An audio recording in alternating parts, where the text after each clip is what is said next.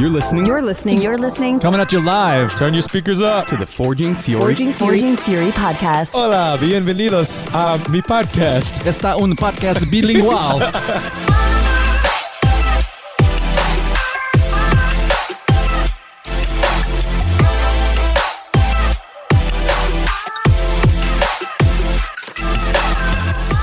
What's going on, sweet people? This is Coach Riley, and on today's episode of the Forging Fury podcast, alongside my best friend Michael Gray, we have a hell of a man here today.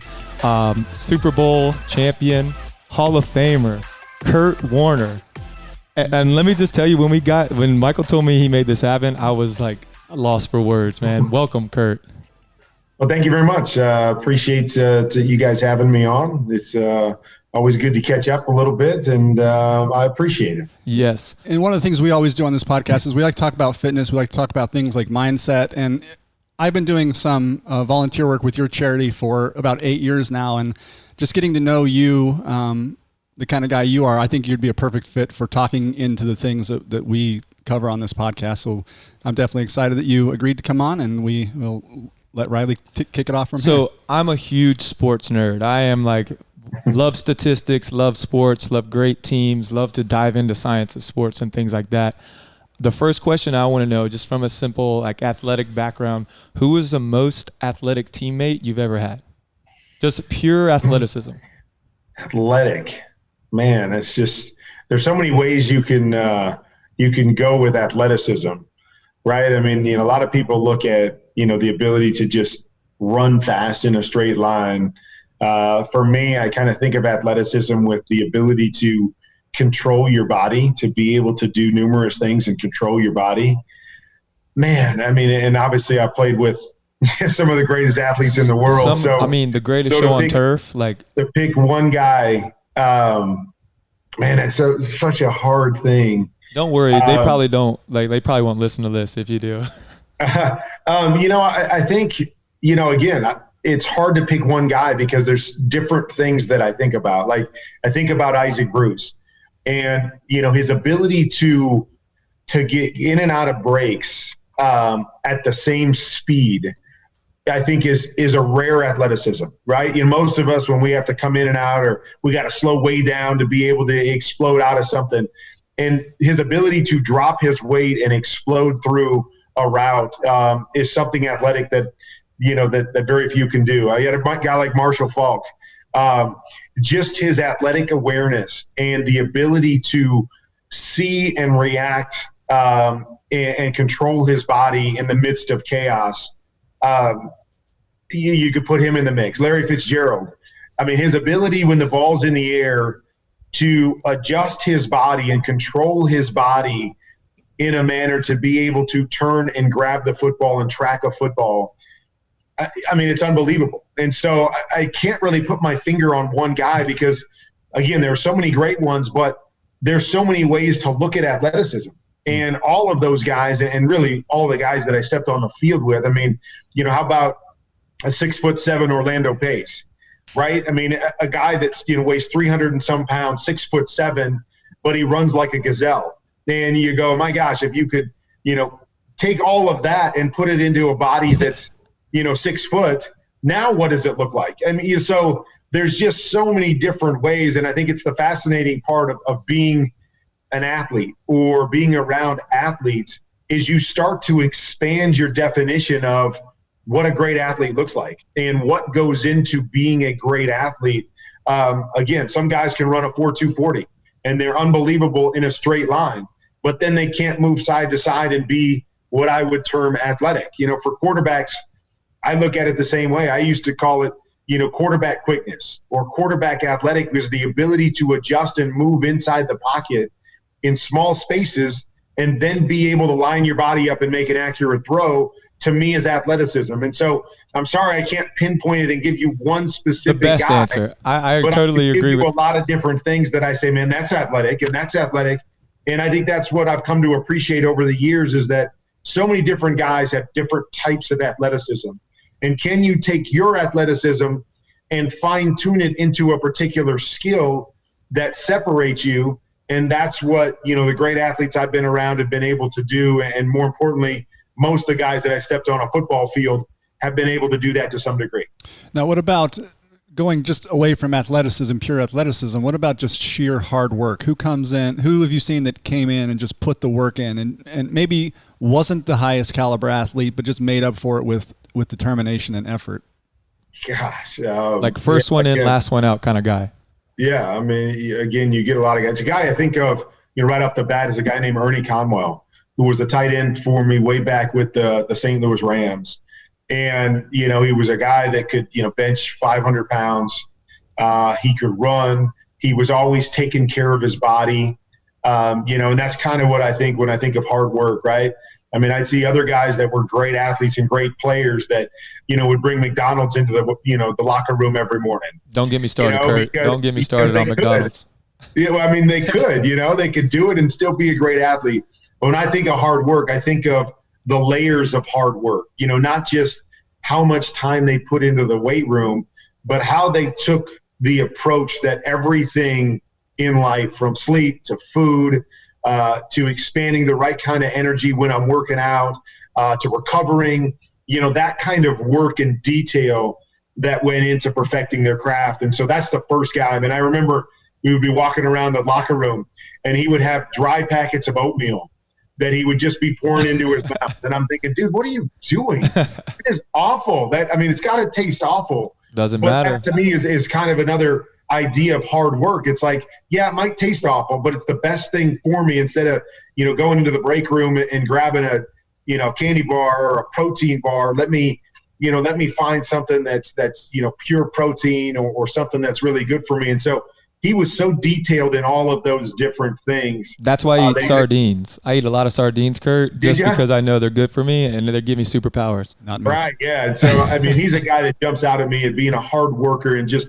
really runs the gamut from hard working on the field, but also puts in the work off the field. So I've got one more coaching question. I'm a coach at our gym. I lead people. There's different types of personalities of people. There's people that want to be yelled at. There's people that want to be asked the right question. You got to lead them. From a coaching standpoint, what kind of coaching do you prefer? And who was your favorite coach that you played for? Well, I think it's a two-part question because I'm with you. I don't think there's just one way to coach, even though we all have our own styles. I coach high school football now. Every coach has their own style. But I think all great coaches have the ability to adjust their style to their players or to their pupils or whoever that is. And, I remember that when I was playing. You have a bunch of wide receivers. And, there were certain guys like a Larry Fitzgerald that I had to embarrass him in front of his teammates. Because once I embarrassed him in a meeting, he was never going to let it happen again because that was his motivator. There were other guys, if you embarrassed them in front of the team, they shut down. They're like, I'm not talking to you. We're not going to, that's not going to help me. So you had to pull them aside and put your arm around them and go, okay, here's what I need you to do. There were other players that I remember that you couldn't really tell them anything, right? Like you couldn't really coach them and say, I want you to do this. What you had to do is you had to have a conversation with them to the point where ultimately at the end of the conversation, they would come up with the idea that you were wanting to bring to them anyways. And they go, hey, how about if I do this? Oh yeah. You know what? That's a great idea. Why don't you do it just like that? And you got your coaching style and you got your coaching done, but you allowed them to take ownership of it. And that's what motivated them. And so, that to me is what a great coach is they have the ability to, expand that out. Some of us 3 or 4 guys, some of us 10 or 12 guys, in the NFL, 53 guys, you got to be able to manage and figure out how to motivate and how to connect with all those different guys. So, to me, that's what being a coach is. And for me, as far as style, I didn't really care. To me, the bottom line was as long as I knew my coach had my best interest in mind, I didn't care what he did. He could get in my face and yell at me. He could point out all my mistakes. He could be an encourager. It didn't really matter as long as I knew, end of the day, this guy wants the best for me. So if it means coaching me hard and tough love, I can deal with that because I know what the coach is all about. If I didn't know what the coach was about and I just felt the guy was coming in and screaming and just wanted to yell at everybody and have a power trip, then I didn't care for his coaching, even if it looked exactly like another coach that I knew cared about me. And so So it's hard for me to say what my favorite was. My favorite was just knowing that I had a coach that cared about me, and he was going to coach me the best way he knew how to get the best out of me. And I could accept that in whatever fashion that looked like. Cool. What would you say I am in that? Am I the one that has to be yelled at? And the most successful one for me on the daily is when people answer their own questions. So you lead them to like make the statement like, well, maybe I should maybe not eat McDonald's every day for dinner, or maybe I shouldn't, stay up till 3 a.m. every night. And I'm like, yeah, let's try that out. Let's see how you feel. Come back to me after you go to bed at a normal time, get 8 hours, and we can maybe chat about how much better you feel. That's a great idea. Go for it. Right. So, Kurt, we'd love to talk more football with you, but I have a feeling that you've got plenty of football talk out there that people can listen to. So I want to dive into some other things that are kind of more focused on what we like to deal with on this podcast. And the first one I think of with you is mindset. Your career did not start as a first-round draft pick in the NFL for, automatic starter. You were undrafted, got cut, and you spent basically it was 5 years from that time to when you first got your first starting gig. What kind of mindset do you have to be able to survive 5 years of not getting your dream? Well, I think the first part of the mindset has to be an inner confidence. And I think it's something that carries over. It's not just athletes. I think it's about life in general. Because, the one thing that I realized in my journey is that my journey is much more like the average person's journey than Peyton Manning or Tom Brady, who, and even though Tom, drafted where he was, but these guys that are drafted and things just kind of go their direction and they play and excel and do things that nobody's ever done before, which is all great. But, when you're taking that sort of a path, inner confidence is easy, right? Because the results are always there. I think for me, the biggest thing is understanding the circumstances might not look like I want them to look. Or people on the outside are going to say, oh my gosh, give me a break. There's no way this guy's going from a grocery store to the NFL. It's just not going to happen. It doesn't happen. You might as well give it up now. I don't know why you're believing this. And so when you have all those other things going against you, there has to be a level of inner confidence within that person to go, my circumstances will not define me. What other people say about me will not define me. And, let me just say this, is that I also believe it's important when I talk about this inner confidence is that it's got to be a realistic confidence, right? It's got to be a realistic belief in yourself. Is that, we've all seen those people that have that fake confidence, right? That they say all the right things and they project something, but it's not accurate. And, from the same standpoint is, you can't be the person that takes everything and is swayed by the wind when anybody says anything. You have to realistically take the approach, okay, let me step back, and I know I have skills, but I got to be honest with what my skills are. I got to be honest with where I'm at as a person, or for me as a player at this particular point, and go, okay, how did I get here? Why am I here? And so it's an inner confidence, but that confidence is really based on a realistic viewpoint of I'm not perfect, right? Everything's not great, or I probably wouldn't be in a grocery store. But I know that I'm better than, some guys, or I've got the skill to be able to compete at a certain level.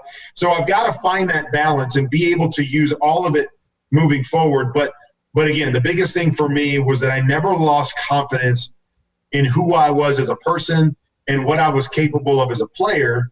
And that mindset overall allowed me to push through the tough spots or the difficult circumstances or when things didn't go in my favor. And it all kind of started right there.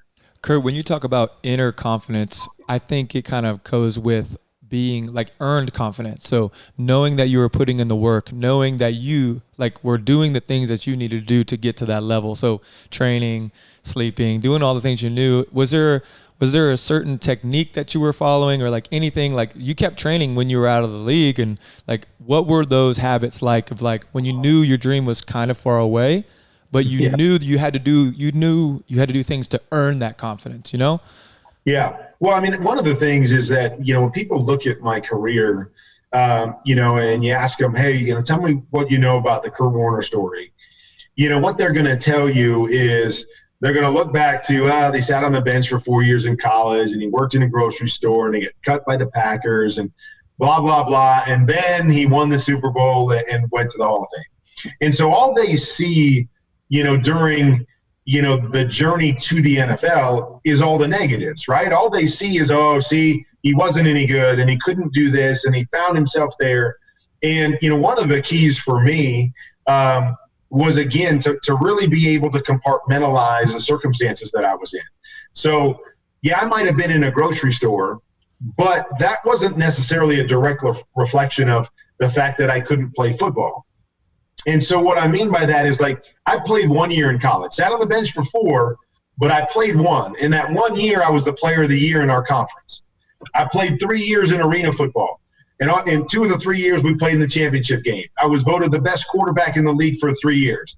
Same happened when I went to Europe. And so when everybody else was looking at the grocery store and sitting on the bench, what I was looking at was, well, what happens when I actually have a football in my hand? Well, when I had a football in my hand, I was really good. And so, I didn't have to wallow around and go, man, maybe I'm not any good. Maybe I can't play the game. I know I can play the game because I've proven it every opportunity I've gotten. Now it's, how do I get the opportunity to show people at the next level that I can play? And so, again, I think life is about having a realistic view of who you are. And that can be positive and negative, because those are the things that can keep you going when things are tough, but they can also motivate you, whether it be when things are tough or when things are going great. So when you're standing on a Super Bowl podium and everybody thinks you're the best thing since sliced bread, I think you also have to have a realism that goes, yeah, but I can get better. There is room for improvement, that I'm not just going to rest on that I made it here. I'm going to push so I can be the best that I can possibly be. And so, those were a couple tools that I use along the way is checking everything and testing everything. And, when somebody says something, here's an example for you, is that, so I go and I'm playing with the Rams. We go to 2 Super Bowls. I win 2 MVPs. And then all of a sudden I find myself cut by the St. Louis Rams. And so the perception around the league is that, well, he can't play anymore. I mean, obviously, if he could still play, the team that he took the 2 Super Bowls is not going to release him. So there must be something wrong with him, because I had suffered some injuries and some of that stuff. And so, obviously the media is going to cover a whole bunch of stuff. And I remember reading an article one time that was talking about how, I had suffered some hand injuries, and, that's the problem, is he can't throw the football or hold on to the football like he used to before the injuries. And, one part of me was, the first thing is like, oh, they don't know what they're talking about. Look at my completion percentage, or I'll be out on the football field and, I feel like I can throw it as well as I've ever thrown it, and I'm still accurate. And so I could have easily taken that article and just discarded it and go, okay, that's a bunch of BS. And to some degree it may have been. But the way I looked at that article was like, okay, I don't think there's any truth to that, because I don't have any evidence of that when I'm out playing football or in the statistics or whatever. But let's say there is some truth to that. Let's say there is something with my hand that's a little bit weaker now because I suffered numerous hand injuries. And if there is, what can I do with that to help me moving forward? So, having a Cardinal shirt on right there, I'm assuming Red Sea, baby, Red Sea all day. Part of my career in Arizona. But you'll remember that the last 3 years of my career, I played with gloves on both hands. With the glove. And, a lot of people ask me, why did I switch to the gloves? The reason I switched to the gloves was because I said to myself, okay, I don't know if there's any truth to this article whatsoever. But if there is, what is something I can do to help rectify that? And what I decided was, well, maybe if I put on gloves, it'll give me a little more tack on the football. So when I'm in the pocket, maybe if my hand's not quite as strong, I can hold on to the football a little bit better in the pocket. Now, I have no evidence one way or another if it worked, if it was successful, if it helped me. But my point is simply, I took that article and I tried to dissect that article, and from one side say, is there any truth to it? If I felt like there was absolutely no truth to it, I could take it, I could discard it, and I say, that's a bunch of bunk. I know what I'm all about. I know what I'm capable of. Now I can move forward, and that's not going to drag me down. But I could also flip it and go, I don't want to believe that there's any truth to it, but if there is, I better make sure I check myself, because if I want to be the kind of player or person that I want to be, then I've got to check and test everything. And so I checked what was in that article. I made an adjustment, and I finished my career on an extremely high note. And I don't know, I might have been able to play just as well or better without the gloves. But I felt it was important to really take that stuff in and be realistic with the information I was getting, so I could apply it the best I could to become great at whatever I was trying to do. Nice. So you have to be able to take that criticism, even if you disagree with it, and apply it. That's a tough thing to do, I think. And you could have always just deflated the footballs a little bit. That could have made it no, a lot don't easier. do that. I didn't know that was an option. Yeah, maybe I would have done it. I would too. have known, right? So you were talking about inner confidence, and this is one thing I wanted to talk about, because you pride yourself on being a dad too. Like, being a football player is great. Being a dad is one of the biggest things in your life too. How do you deal with kids, if any of your kids have been this way? How do you deal with kids who don't have that inner confidence? Because my oldest son is 12, and he strikes me as someone who's not going to have that inner confidence. Kind of takes after his old man, to be honest with you. How do you instill that in people that don't have it? Is it just the work ethic? What is it? It's a great question. And I am dealing with that right now with one of my kids, is that it's so hard because it's so foreign to me, right? It's so foreign to ever look in the mirror. And again, I mean, we'll all look in the mirror and we'll have some things that we'd love to change to some degree.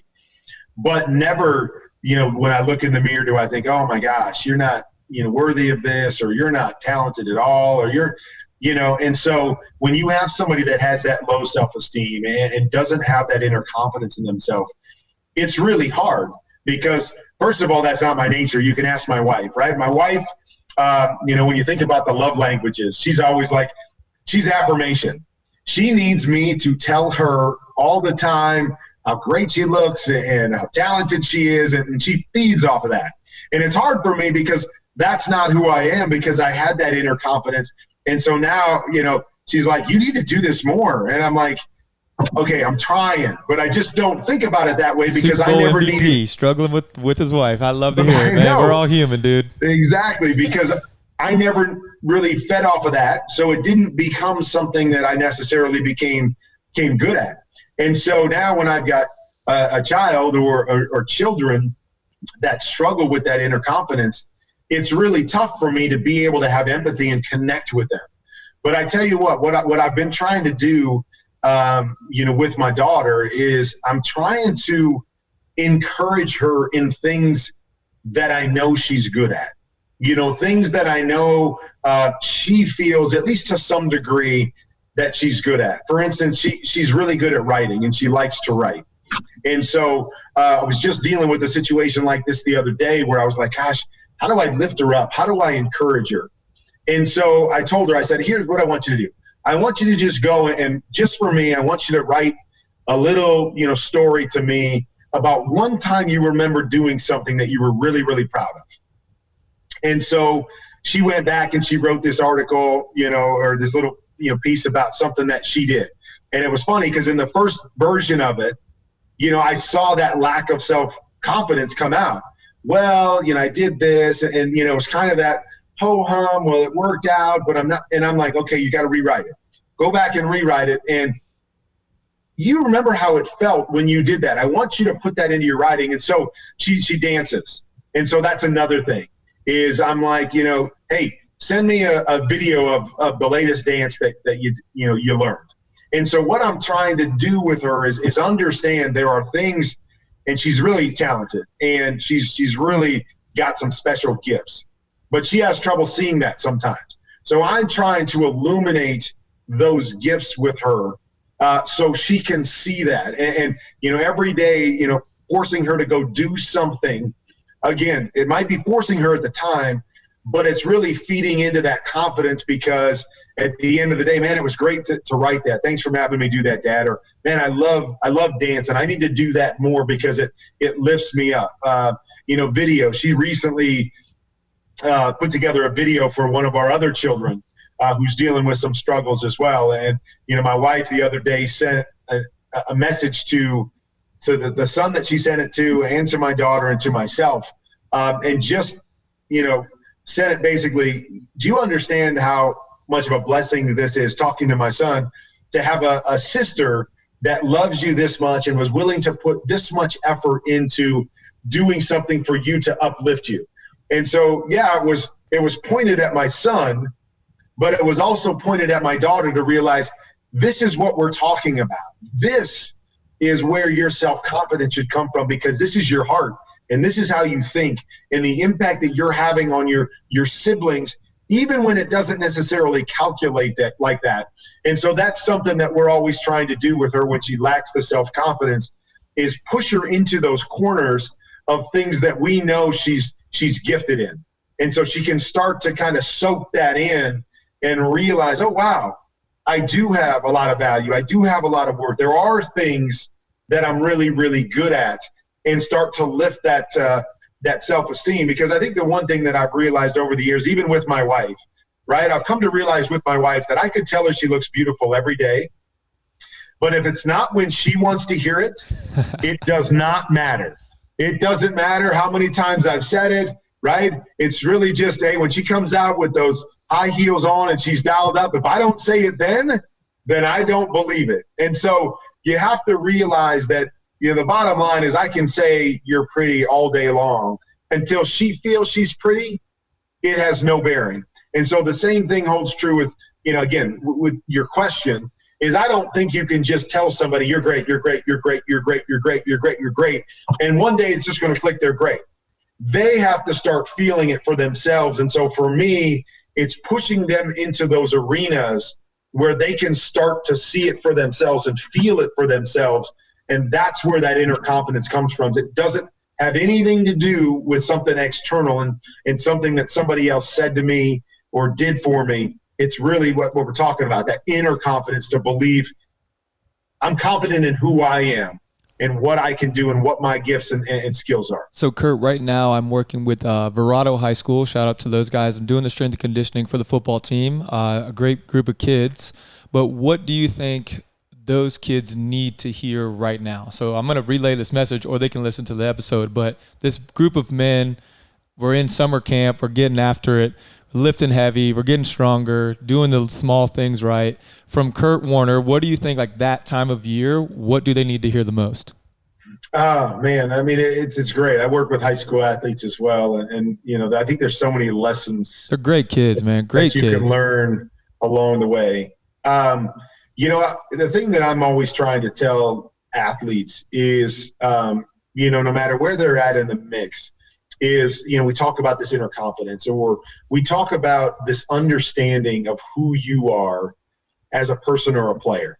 And so when I'm talking about the off season, to me, the off season is really about getting a full gauge on who you are as a player and being able to gauge your workouts or your preparation around what it is that you need.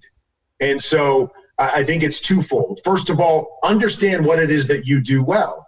Understand what your strengths are. Continually work on those strengths. Continually separate yourself in those strengths. By the same token, understand what your weaknesses are. Understand what your liabilities are for your team, and make sure you build a plan around helping to improve those things. I think too often at whatever level, we get caught into, okay, my strength and conditioning coach laid this workout for me, so everybody on the team's going to do the exact same workout, and that's what it is. Whereas one guy may not have to get much stronger.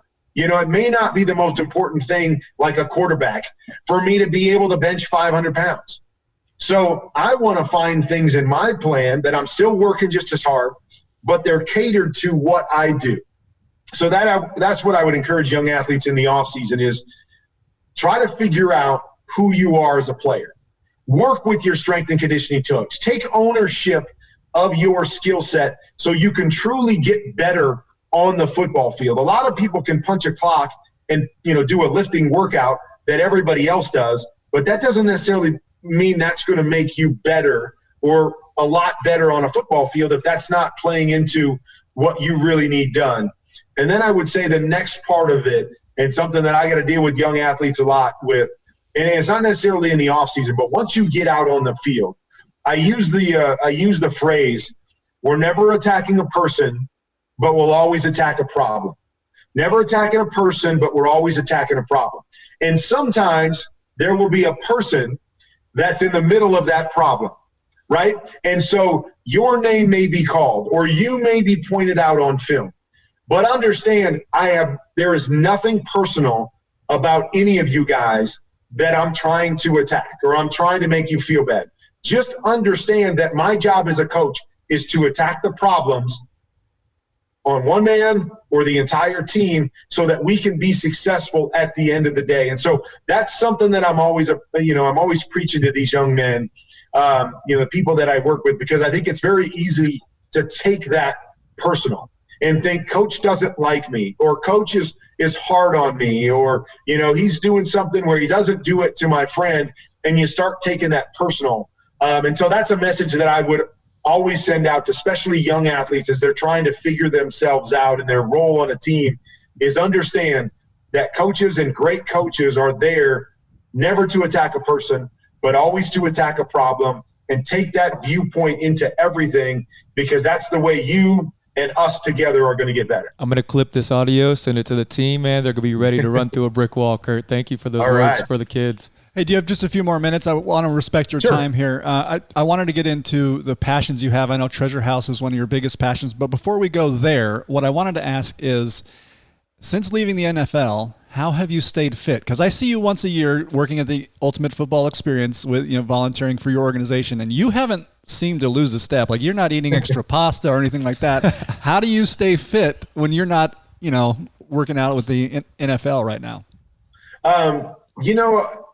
Obviously it becomes a part of your life when you spend decades having to work out and having to stay in shape and doing all of that. But really there are a couple things. At the end of my career, I let some things from the football perspective kind of take over, and I was pushing myself to a level that was unhealthy. And so when I retired, that was a big reason why I retired. And so when I retired, one of my big focuses was I need to get healthy again. And whatever that looks like, I need to get healthy again in life. And so a big part of that has always been fitness. And so I took the approach when I retired that my goal is to never, ever get out of shape again. And so I never wanted to be the guy that, could go work out and get the buys and the abs for summer, when I'm going to the beach. And then in the winter, just lay around and do nothing, and then I'll come back to it again in the summer. I'm a guy that's always just said, hey, I want to do something every day. I want to be active every day. And every day looks different. Some days it may be an hour and a half of, lifting and doing cardio or playing basketball. I love playing basketball for a couple hours. Another day, I might not feel like doing anything, so I go in and I watch 15 minutes of a TV show, and I get on, the Stairmaster or the elliptical machine or something. And so there's a wide, range of what I do on a daily basis. But my point is I do something just about every day, outside of maybe taking one day off a week to just relax and veg out and do nothing. But I'm just trying to stay active, and I do a lot of different things to stay active. It's been one of the things with this whole virus, right? Man, you got a lot more time on your hands. And, my wife and I say, man, there's like no excuse not to work out now, right? I mean, it's like, I don't have anything to do all day. I'm here at the house. I got to work out. But the challenge becomes finding something new to do every day where you actually feel like you want to go and work out, because you guys know, if you got to just punch a clock and you got to just tell yourself, I got to get 20 minutes in today, you're going to get bored and you're going to get tired of it, and eventually you're going to quit. So a big part for me has been trying to create different things. So can't play my basketball games now, but I created kind of a shooting workout that I do a couple days a week. So I'm in there shooting and I'm running back and forth and getting cardio in. I do some jump roping.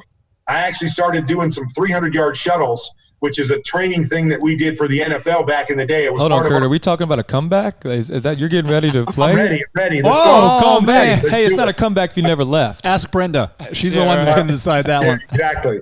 But I mean, I started doing some days I go out there and do like the NFL conditioning test. What I remember doing when I had to show up for the Cardinals camp, I'll do 300-yard shuttles.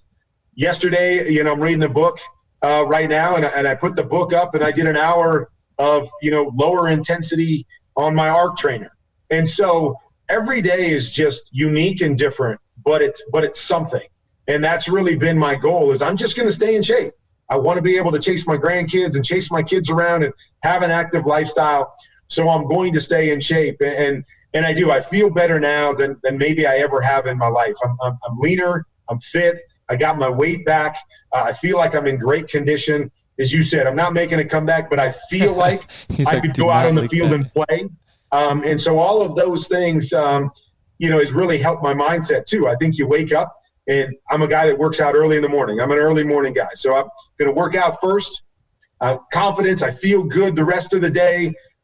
I don't really worry so much about what I eat as much.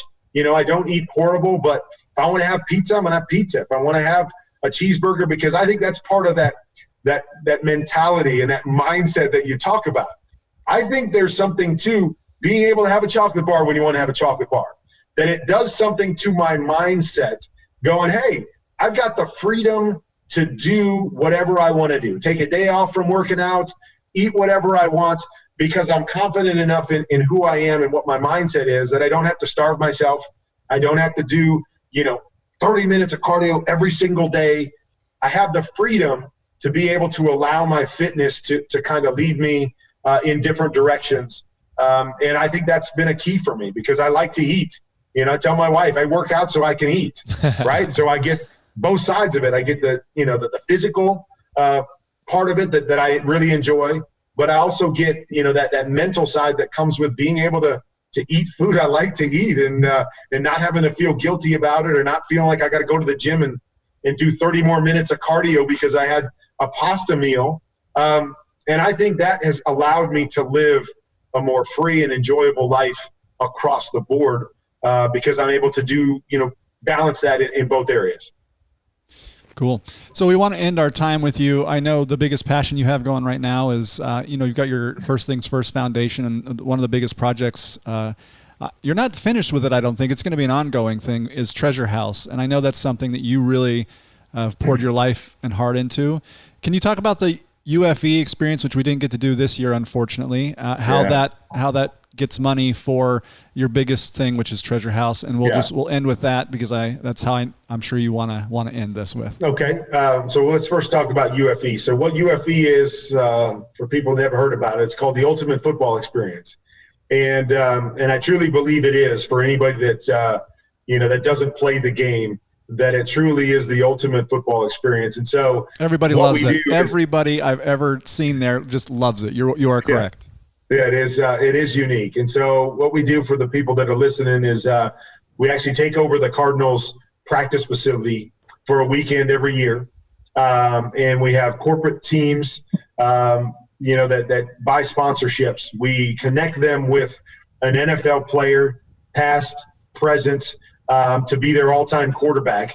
And we have basically a fantasy football weekend. We have our draft party and activities on Friday night where they have to compete for their draft order. They get to draft their quarterback. Then they get to walk into the Cardinals locker room, and they got their jerseys and their gloves and their cleats, and it's like they're walking into the facility. They're gearing up, and then we go and hit the fields, and we have a day of competition out on the football field. And so, it's been awesome. We've had so many great players, join us over the years. MVP players, Aaron Rodgers, Matt Ryan, and you could go down the list. Guys that play defense. Patrick Peterson has been there, and he's unbelievable. You talk about athleticism.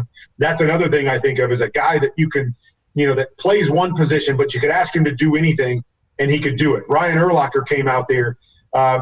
He was really good. Brian Urlacher was a shock. He was unbelievable. Oh, and so you're amazed by these guys. I'm not surprised, man. That guy is an athlete. No, he's a defender, though. He doesn't matter, man. You can tell the way he moves. He's a quarterback. He return punts as a linebacker, and it's just.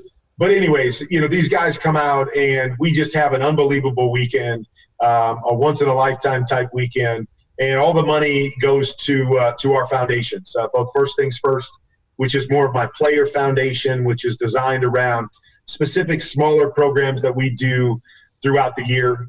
For instance, every year, and again, unfortunately, because of the virus, we don't get to do it this year, but for the last 20 years, we've taken Make-A-Wish families with us to Disney World for a week every year. So we get an opportunity for an entire week to build relationships with these families and ride rides and laugh and let these kids know that we love them and we care about them and connecting with their families. And so programs like that through First Things First.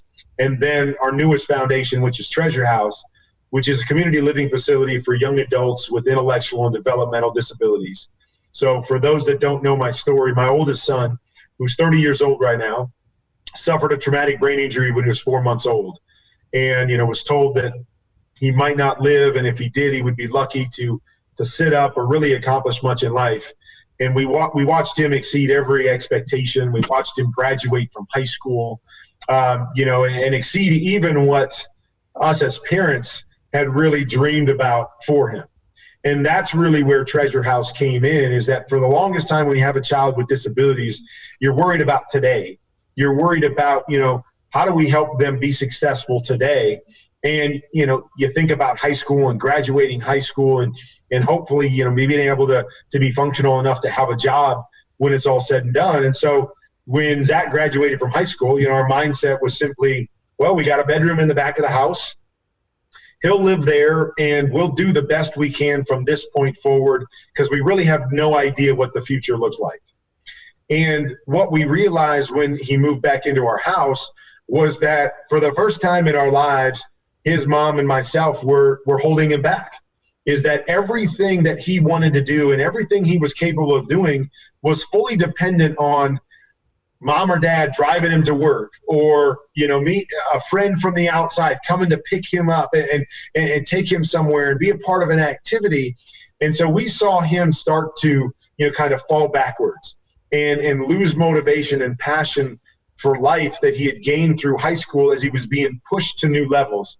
And so we went out and said, okay, we've got to do something for families like ours, for young men and women like Zach, to allow them to have a full life, to allow them to dream and to live in their passions and be able to have peer groups that they can do activities with like every other one of my children. And so that was where the vision for Treasure House came into play. And we started our first Treasure House in Glendale just about 2 years ago. And we are almost at full capacity right now. And That's we've amazing, got brother. Outside, yeah, it's been incredible. And, it's exceeded our expectations, and it's been awesome to watch not only our son thrive, but to watch these other kids, young men and women who have become residents at Treasure House, to hear their stories and to hear the stories of their parents thinking, that they didn't know what to dream for their child, and they didn't know what the next steps were, and they didn't believe their kids would ever be able to do X, Y, and Z. And now they're seeing their children do those things. And we've got interest from different places around the country that are saying, hey, can we build the next one here? And can we build the next one there? And that's really our vision, is that we believe there's a lot of great causes out there, and there's a lot of great charities that are doing great work for different niches within our communities. But I think one of the most forgotten groups is those with disabilities, is that if you've never been affected, you don't really understand it. You don't understand what these children go through and the blessing that they can be on a daily basis.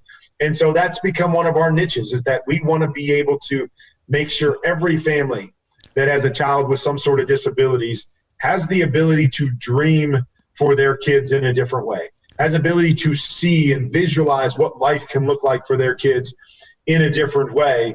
And then we want to present them with those opportunities through treasure houses across the country. And so that is where our passion lies, or one of our passions lie right now, is being able to get that model done, get that building paid off, and then be able to expand and build the next one and build the next one, and be able to impact the lives of these young men and women in some incredible ways. So, Kurt, we have listeners across the valley, pretty much everywhere in Phoenix here. How can we get involved with Treasure House or your organizations? Let us know how we can help.